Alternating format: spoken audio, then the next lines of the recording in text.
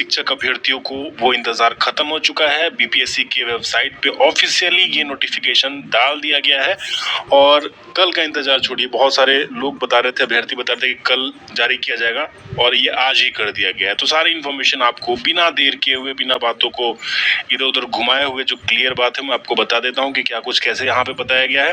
तो चलिए इसको बिना देर किए हुए समझते हैं।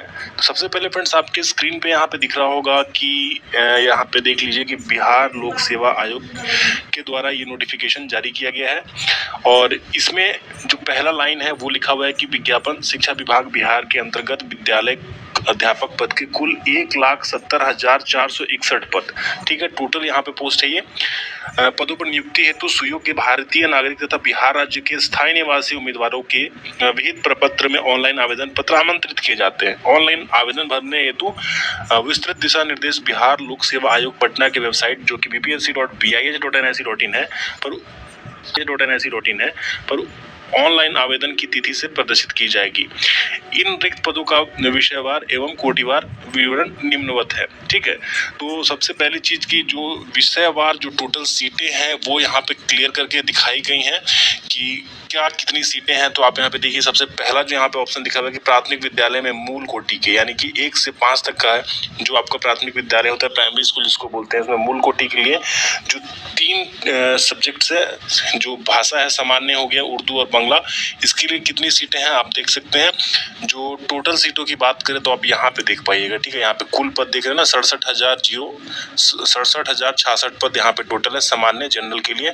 उर्दू के लिए फ्रेंड्स 12,729 और उसके बाद बांग्ला के लिए 148, टोटल 79,943 सीट आप यहाँ पे देख सकते हैं। और कुछ सीटें जो दिव्यांगजनों के लिए है, अपना वीआई का मतलब हो गया दृष्टिबाधित, मुख बाधित हो गया, फिर आपको अस्थि दिव्यांग और मनोविकार, मतलब हर एक प्रकार के जो दिव्यांग हैं उनके लिए भी सीटें हैं। और जो स्वतंत्रता सेनानी के नाती और पोता है, अगर उनके पास सर्टिफिकेट है, उनके लिए भी यहाँ पे आरक्षण बताया हुआ है, ठीक है। तो जब 1 से 5 तक की बात कर रहे हैं तो इसके लिए फ्रेंड जो आपको विद्यालय अध्यापक है उसके लिए क्या मूल वेतन देने वाला है, तो बेसिक पे होता है, ठीक है। मूल वेतन का मतलब वो बेसिक पे, और इसमें फ्रेंड्स आपको जुड़ जाता है HRA, हाउस रेंट अलाउंस मिलते हैं जिसको, और डीए का फ्रेंड्स आपको अभी वर्तमान में 42% डीए चल रहा है, तो आपको ऑलमोस्ट 42% के आसपास डीए भी मिल जाएगा। तो बेहतरीन सैलरी हो जाएगी आपकी। सैलरी लगभग यहाँ पे 35 से 40 हज़ार रुपये आपको महीने पे टोटल यहाँ पे ऐड करके मिल जाएगी, तो अच्छा है।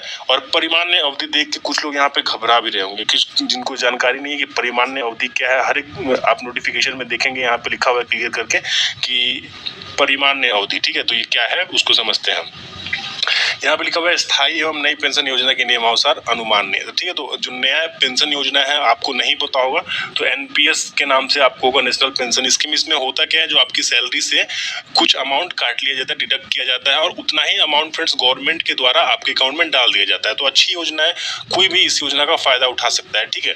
तो वही योजना का फायदा आप लोग को भी यहाँ पे मिलेगा। और दूसरी चीजें फ्रेंड्स यहाँ पे बताया गया कि परिमान्य अवधि, अब उस पर आ जाते हैं। तो परिमान्य अवधि का मतलब है योगदान की तिथि से 2 वर्षों तक की अवधि परिक्षेमान अवधि मानी जाएगी। और परिवीक्षा अवधि संतोषजनक नहीं पाने पर परिवीक्षा अवधि का विस्तार 1 वर्ष के लिए किया जाएगा। तो इसको बोलते हैं फ्रेंड्स प्रोविजन पीरियड होता है। किसी भी जॉब में जाएंगे आप तो प्रोविजन पीरियड दिया जाता है। अगर आप उस पीरियड के दौरान, यानी कि उस जो आपका समय काल है उस टाइम के अंतर्गत अगर आप उस लायक नहीं है पोस्ट के और आप काम नहीं कर पा रहे हैं तो उस कंडीशन में क्यों ही आपको रखा जाएगा। तो वही होता है प्रोविजन पीरियड, परीक्षा, यहाँ पे परिक्षेमान अवधि जो आपको यहाँ पे लिखा हुआ है, ठीक है। तो वही लिखा हुआ है। तो आप अगर एलिजिबल हैं, आप में क्षमता है तो कोई दिक्कत नहीं, टेंशन की बात नहीं है। जो नहीं है उस लायक उन्हीं को टेंशन होगा, इसको देख के तो आप टेंशन मत लीजिएगा। उसके बाद फ्रेंड्स आपको 9-10th के लिए यहाँ पे बताया गया माध्यमिक विद्यालयों के लिए कितनी सीटें हैं। यहाँ पे आप सब्जेक्ट वाइज देख लीजिएगा, अंग्रेजी, हिंदी, विज्ञान, गणित, सामाजिक विज्ञान, संस्कृत, उर्दू, अरबी, फारसी और बांग्ला, ठीक है। टोटल यहाँ पे लिखा हुआ है।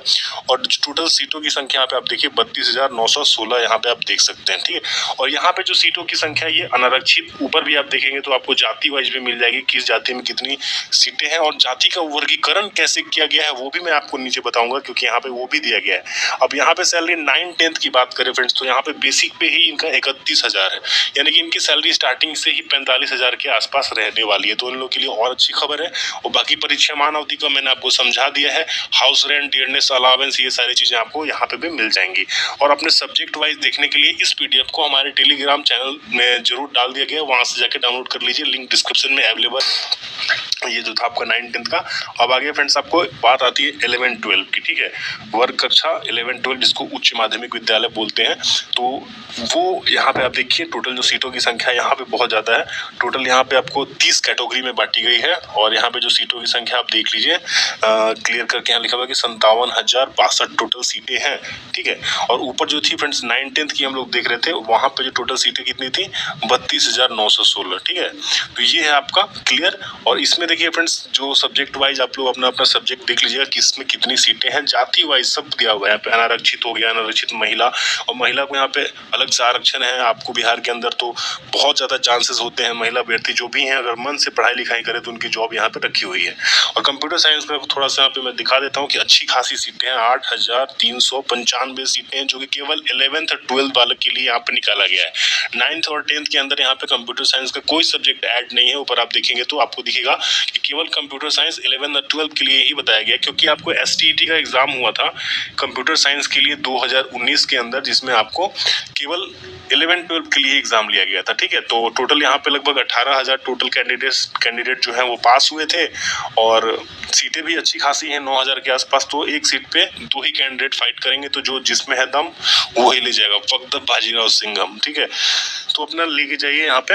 और आगे देखिए फ्रेंड्स आपको इसका जो है सैलरी वगैरह वो बता देते हैं। आपको देखिए यहाँ पे मूल वेतन, बहुत लोग यहाँ पे मूल वेतन को समझ रहे हैं यार इतना कम सैलरी, यार गलत चीज है। जानकारी जहां से गलत मिले वहां से आपको जानकारी लेनी नहीं चाहिए। मूल वेतन का मतलब होता है बेसिक पे, ठीक है। कोई भी जॉब में जाएंगे गवर्नमेंट जॉब में तो आपको ये वाला कंडीशन रहता है, बेसिक पे हो गया। बेसिक पे के बाद आपको इसमें मिल जाता है हाउस रेंट हो गया, HRA जिसको बोलते हैं। उसके बाद फ्रेंड्स आपको DA मिल जाता है, DNS अलावेंस हो गया, ठीक है। DA को DNS अलावेंस हो गया, महंगाई भत्ता जिसको बोलते हैं। और वो हर साल चेंज होता रहता है, उसी साल के अनुसार आपको वो चेंज हो जाएगा। फिर अभी 7वां वेतन के हिसाब से आपको सैलरी मिल रही है, बाद में वो भी बढ़ जाएगा। और ऐसी जानकारी फ्रेंड्स आपको हमारे चैनल पे मिलती रहती है। जो भी इन्फॉर्मेशन आएगा आपको टू द टाइम अपडेट किया जाता रहेगा, ठीक है। और आगे फ्रेंड्स इसमें न्यूनतम योग्यताएं बताई गई हैं, जो कि हम लोग बहुत बार जिक्र कर चुके हैं। और बीच में एक बार हल्ला भी मचाया गया था कि बीटेक और BE वालों को यहाँ पे एलिजिबल नहीं किया, फर्जी हल्ला किया गया था ताकि कुछ कैंसिल किया जा सके, इसको टाला जा सके। क्योंकि बहुत सारे लोग ऐसे भी हैं जो इस वैकेंसी को नहीं निकलने देना चाहते हैं, और बहुत सारे अनियोजित शिक्षक भी हैं जो इस पे केस कर रहे हैं कि हमें इस परीक्षा नहीं देना है। तो बहुत सारी कंडीशन है, देखते हैं क्या होता है क्या नहीं। और बाकी चीज तो आपको पता ही है कि टीचर बनना है फ्रेंड्स आपको, तो अगर आप मिनिमम अगर 12 क्लास पास है, ठीक है, और साथ में आपने DLED का कोर्स किया हुआ है 2 वर्ष का, साथ में आप पात्रता परीक्षा पास है, जिसको बच्चों के लिए क्या है 3 साल लाजवाब है, जो कि चलेगा 27 मई से 2 जून तक। PW परीक्षा पास है, जिसको TET एग्जाम के नाम से जाना जाता है। मैं मोटा मोटी बता देता हूँ, इससे बाहर कुछ नहीं है। TET के एग्जाम के नाम से, यानी कि टीचर एलिजिबिलिटी टेस्ट। अब टीचर एलिजिबिलिटी टेस्ट फ्रेंड्स होता क्या है आपको बता दें, 2 टाइप के टीचर एलिजिबिलिटी टेस्ट होते हैं। एक होता है फ्रेंड्स CTET, जो कि आपको फरवरी में हुआ था और फिर अभी जुलाई में भी होने वाला है, ठीक है। तो ये हो गया केंद्र सरकार द्वारा प्रायोजित, ये आपको 1 से 8वीं कक्षा तक के लिए लिया जाता है, 1 to 8 के लिए। और इसके अंदर अगर आप पास हैं तो आप इस फॉर्म को भरने के लिए एलिजिबल हो जाएंगे, शिक्षक भर्ती परीक्षा में शामिल हो जाएंगे। और वही बात करें फ्रेंड्स आपको कि अगर आप BEd है, ठीक है, तो BEd वाले जो हैं वो सभी सब्जेक्ट के लिए एलिजिबल होते हैं। ये BEd आपका कोर्स आफ्टर ग्रेजुएशन होता है, 12 के बाद आप BEd नहीं कर पाएंगे। अगर आप ग्रेजुएट हैं या पोस्ट ग्रेजुएट हैं तो आप BEd कर सकते हैं। और आप 1 से लेकर 12 तक जितने भी कक्षाएं हैं सभी के लिए एलिजिबल हैं आप, ठीक है। PGT हो गया, अगर आप पोस्ट ग्रेजुएट हैं और साथ में आपने BEd किया है तो आप PGT में काउंट किए जाएंगे, पोस्ट ग्रेजुएट ट्रेंड टीचर। और आप ग्रेजुएट हैं और BEd है तो आपको TGT में काउंट किया जाएगा, ट्रेंड ग्रेजुएट टीचर, ठीक है। TGT और PGT का नाम आपने सुना होगा, ठीक है। और टीचर बनने की ललक है तो जरूर यहाँ पे मेहनत करिए, क्योंकि आप लोग को यहाँ पे फ्रेंड्स मैं क्लियर बता दूं कि आप एक सरकारी कर्मचारी हो जाएंगे। और ये सारी चीजें बातें आपको पता भी हैं, तो शायद मैं इसमें आपको ज्यादा समय आपका वेस्ट नहीं करूंगा। वीडियो अच्छी लग रही हो तो लाइक करिएगा फ्रेंड्स, ताकि हम आपको और भी अच्छे से इन्फॉर्मेशन समय समय पे दे पाए, ठीक है। इसमें सारा जो है सब्जेक्ट वाइज बता दिया गया है कि कौन से सब्जेक्ट के लिए कौन कौन से स्टूडेंट एलिजिबल है, और जो भी एलिजिबल है उनको अभी तक तो पता चल ही गया होगा कि आप एलिजिबल हैं या नहीं। अब बात करते करते हैं फ्रेंड्स यहाँ पे आयु सीमा की। तो आयु सीमा आप देख लीजिए यहाँ पे क्लियर किया हुआ है कि मिनिमम उम्र जो है आपकी 1 अगस्त 2023 को 18 साल होनी चाहिए। और यहाँ पे ये भी लिखा हुआ है कि जो 18 वर्ष तथा माध्यमिक एवं उच्च माध्यमिक विद्यालयों के लिए 21, यानी कि अगर आप प्राइमरी के लिए आवेदन करते हैं प्राथमिक के लिए तो आपकी 18, और वहीं आप माध्यमिक या उच्च माध्यमिक के लिए करते हैं तो आपकी उम्र 21 साल होनी चाहिए। ठीक है।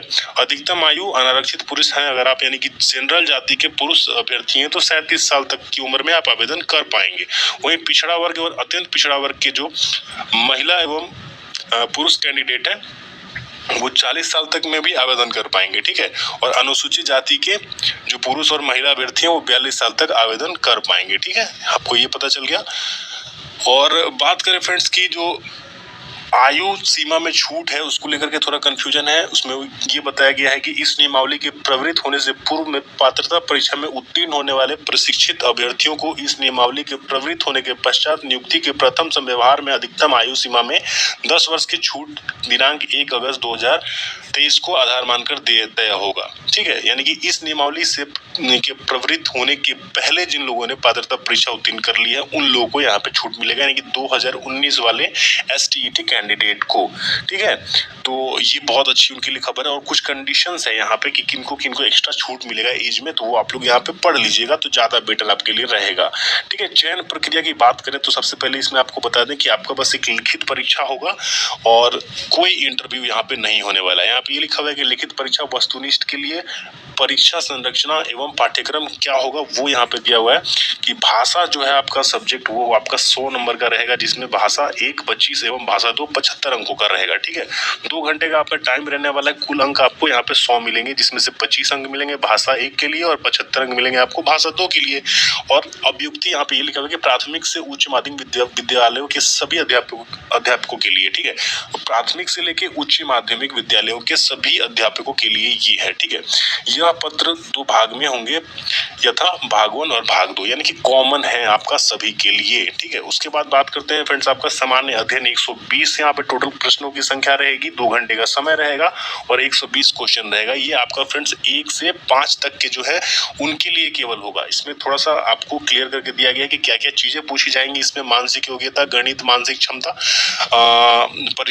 परीक्षण, सामान्य जागरूकता, ये सारी चीजें आप अच्छे से देख लीजिएगा इसको, क्योंकि पढ़ना आपको फ्रेंड्स, हमें नहीं पढ़ना है। ठीक है, तो डिटेल आपको यहाँ से देखना पड़ेगा अच्छे से। और जो भी है फ्रेंड्स आपका NCERT का बुक है, CRT का बुक है, उसी के अनुसार यहाँ पे क्लियर किया हुआ है। देखिए कि सामान्य अध्ययन पत्र के प्रश्न प्राथमिक विद्यालय के पाठ्यक्रम SCERT से संबंधित होंगे, लेकिन इसका स्तर उम्मीदवार हेतु निर्धारित न्यूनतम अर्हता के आलोक में किया जाएगा।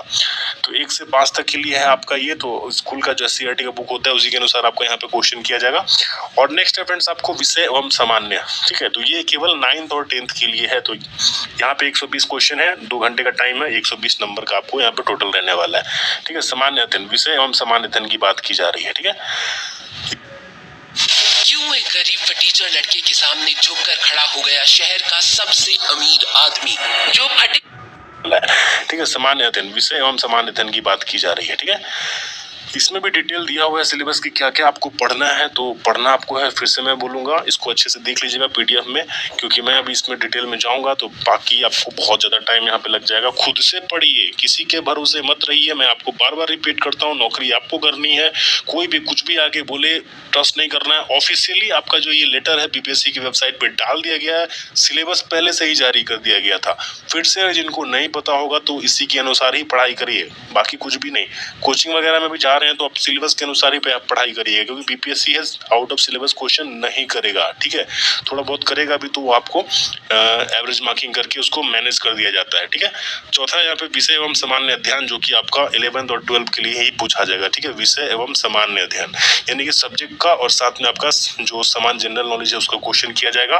पार्ट 1 में 80 क्वेश्चन और पार्ट 2 में 40 क्वेश्चन आपको किए जाएंगे। 2 घंटे का टाइम रहने वाला है, 120 क्वेश्चन 120 नंबर के लिए। डिटेल में आपको यहाँ मिल जाएगा कि क्या क्या पूछा जाने वाला है, इसको भी देख लीजिएगा।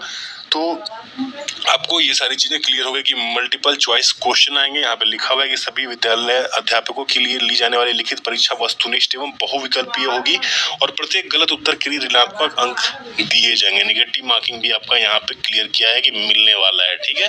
तो सावधानी से ही क्वेश्चन का आंसर करना है, ठीक है। और ये चीज देखिए, बहुत लोग सोच रहे हैं यार 34%, 32%, 40% अंक लेके आ जाएंगे तो हमारा सिलेक्शन हो जाएगा। तो ये चीज मन में मत पालिएगा, क्योंकि फ्रेंड्स ये मिनिमम मार्क्स होता है कि अगर कैंडिडेट अवेलेबल ना हो या फिर सबसे मिनिमम एक परसेंटेज निर्धारित किया जाता है कि इतने से कम में तो आप फेल ही फेल माने जाएंगे, ठीक है। ऐसा नहीं है कि अगर आप कैंडिडेट अवेलेबल